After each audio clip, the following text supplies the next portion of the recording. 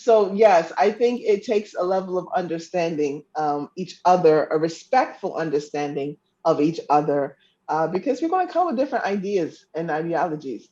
But I'm going to say this, and some people might get mad at me, and at this point, I don't know. But we and the Americans, as not only as Americans but also Afro Caribbeans, we have some toxicity to us. We all do. Even I'm sure Africans do too.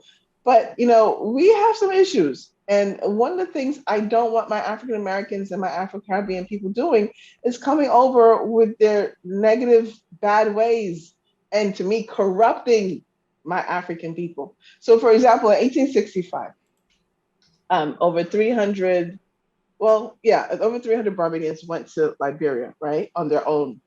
And but at the time, you had a good number of African Americans who went to Liberia, and I'm thinking, what happened when they got there? And I realized that African Americans and some Afro Caribbeans were treating the Africans like how they were treated in America, with segregationist ideas and trying to subjugate them into I don't want to say slavery, but if you understand where I'm coming from. So it's like they brought but the thing is they only brought what they knew. So that's what happened. They only brought what they knew. So if they know that they came from a society that looked down on them, when they got to Africa, even though the point was to be with your brother and sister, they had the idea of civilizing the African. How are you going to civilize the African? The African is already civilized. You get where I'm coming from.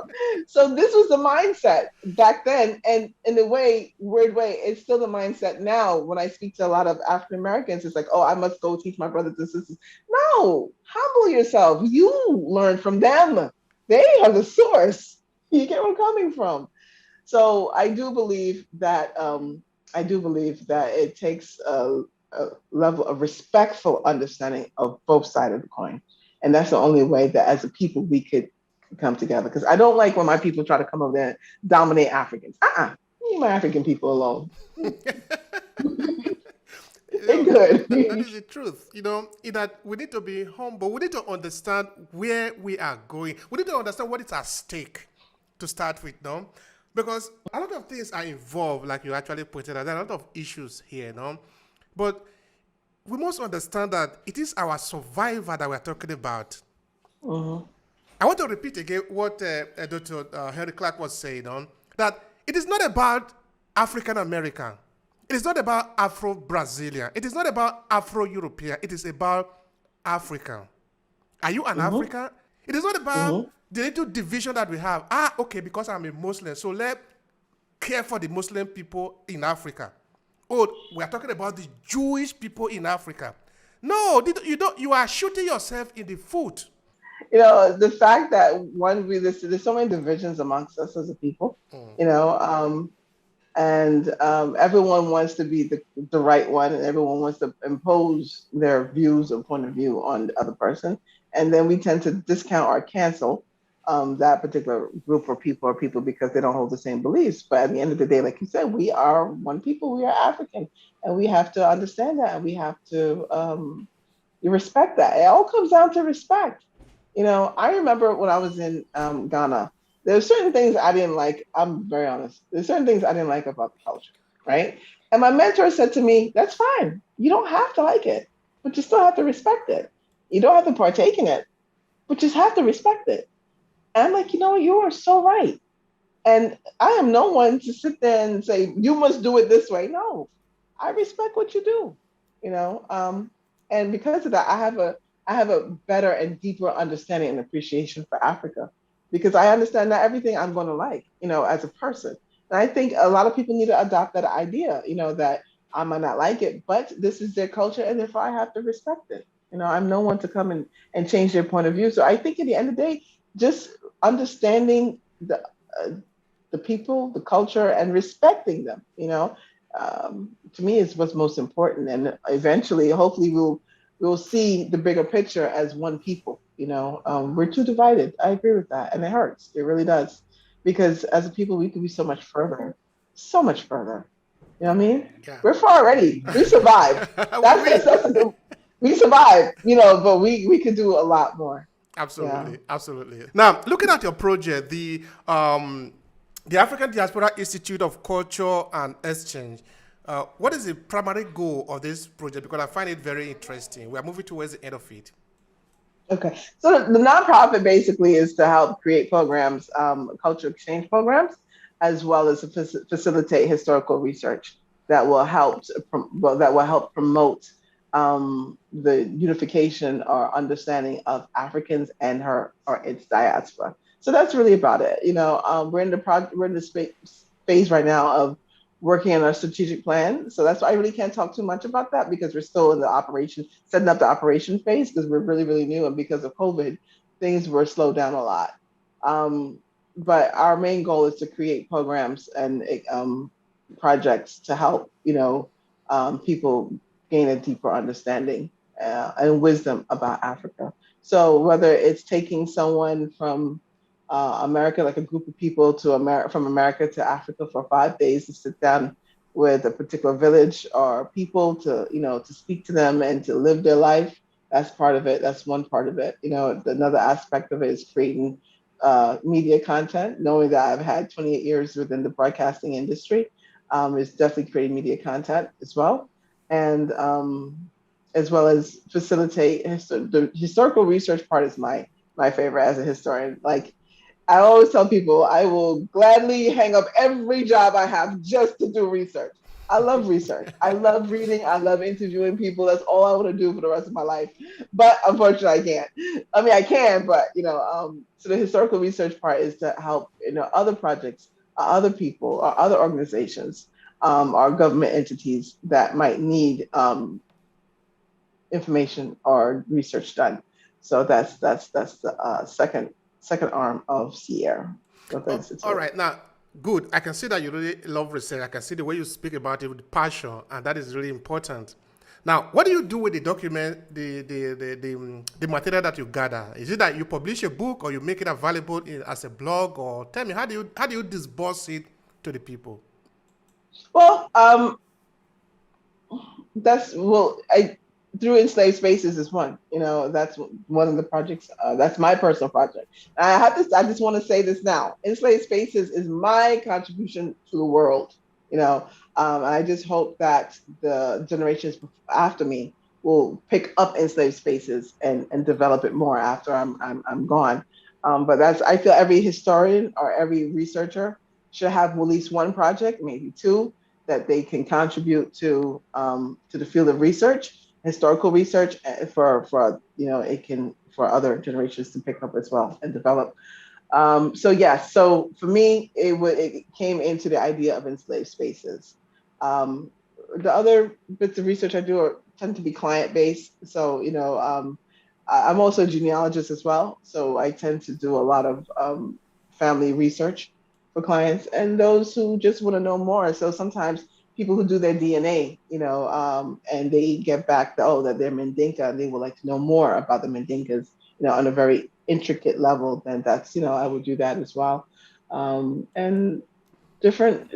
I'm working with different government entities as well in terms of different historical projects. So, it's not all for a book, but, it's also to facilitate clients, both government and non-governmental. And yeah, but hopefully for enslaved spaces is to create a book out of it. Um, and also multimedia. We just hired a art director who has an extraordinary vision. His name is Patrick Dodo. He's an artist in Ghana, and he just created our logo for enslaved spaces. But the next phase for enslaved spaces is to also create a website where we've already started this in 2018, but we had to stop because of COVID. But our plans is to pick it up when we go to. Well, I teach at the University of the Gambia. I also forgot to say that too. I'm an adjunct. I'm an adjunct lecturer at the University of the Gambia. So the plan is to hopefully later on this year to teach in person as well as to gather data about the different societies in Gambia and Senegal. But this is the catch.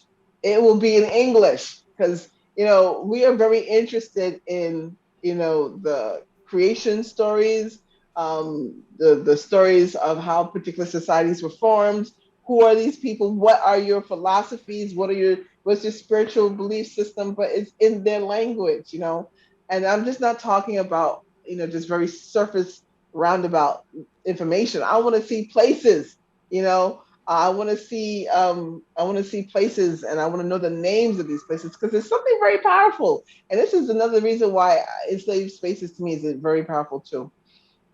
To know that my mother is 60% Yoruba, then to go on the map and see where the Yoruba lived, it gives it a different meaning to actually say the names of these places, knowing that my ancestors may have been sold in these particular markets, may have passed through these different places, opposed to actually just going to Keiko's Castle Alameda and say, okay, my ancestors passed through here. Yes, there's a very good chance they did, but there's also a very good chance they didn't. So I'd rather be one step closer to being able to be connected to spaces that my ancestors actually passed through. You understand where I'm coming from? So, so with that said, I totally forgot my point. No, no, no, no. I'm The so point, the sorry. point is very clear that you are you are on course. You are on the ground to really understand Yes. the story of these people, where they are coming from. Also, because I wanted to add to that yes, also because these people that we're talking about, they are here today. They are still here. The culture is still Mm-hmm, here. You can still speak the mm-hmm, language. The Yoruba that was spoken today, they still the same Yoruba that is spoken today. The spirituality, everything is there. And I particularly like mm-hmm, it that you are not just concentrating only on the surface, but want to go beyond that. That is very important also in the world that we live in today. Also for our mm-hmm, children, for the younger generation that are going to become uh, the owner of the world that we are trying to build. mm-hmm, So this work have an enormous value. Because today people want to remain in the bubble. This is what is happening. So we need to go deep. We need to go deep to be able to understand what is really making the bubble on the surface. Now I want to ask you. I'm turning the tables. When you saw enslaved spaces, what were your thoughts? I find it very interesting for the fact that you are sharing value, you are adding information that people didn't know because uh, many people we don't have those information. Okay, many people by many people are referring to Africans because that is our demography, no? Okay, of course there are a lot of books that have been written about Africa. No, the book that have been written by you is different because this is written by you. So to conclude this No conversation problem. that had to do with history, your research, and this project that you have about African diaspora research, what would be your ending part of it? How would you conclude it? Well, I think you covered everything I'm doing from broadcasting to history very well. All I ask is that, you know, we take time to learn who we are as a people and don't judge people. You know, as it stands, me being a family of Yoruba and a family of Fulani says a lot. You know, that we are made up of many people. You know, but we're all one. You know, and to know your history as much as you can, and respect one another. You know, it really hurts my heart when I see, you know, Africans disrespect the diaspora, and when the diaspora disrespect the Africans. It really does, because at the end of the day, we all came from the same source. You know, and you know, in terms of history wise, find a project that you can call your own, that can contribute to the historical knowledge as it is. You know, it's very important that we hear more of the African voice, you know, and that's one of the reasons why the second phase of enslaved spaces that we do, we collect the oral data, because I want you to be able to hear from the person exactly, you know, the history, their culture, but then it will be interpreted by a professional, excuse me, in English, so we can understand.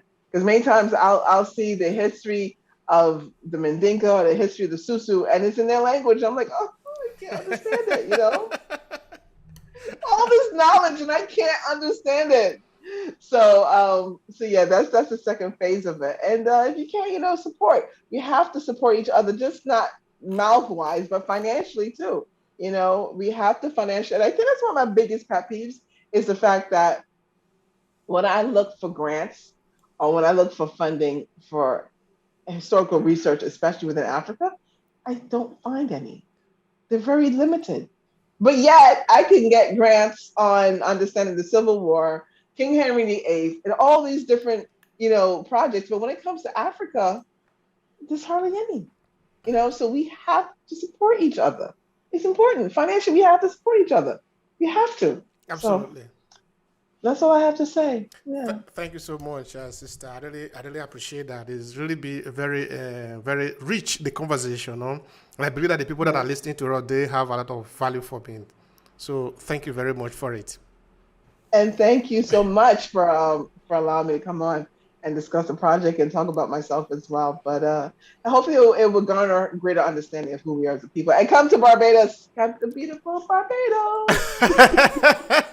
That's great. I'm coming to Barbados. No problem. Let me know when you're coming. By the way, I own vacation rentals, so let me know when you're coming. All right, that's lovely. That's lovely.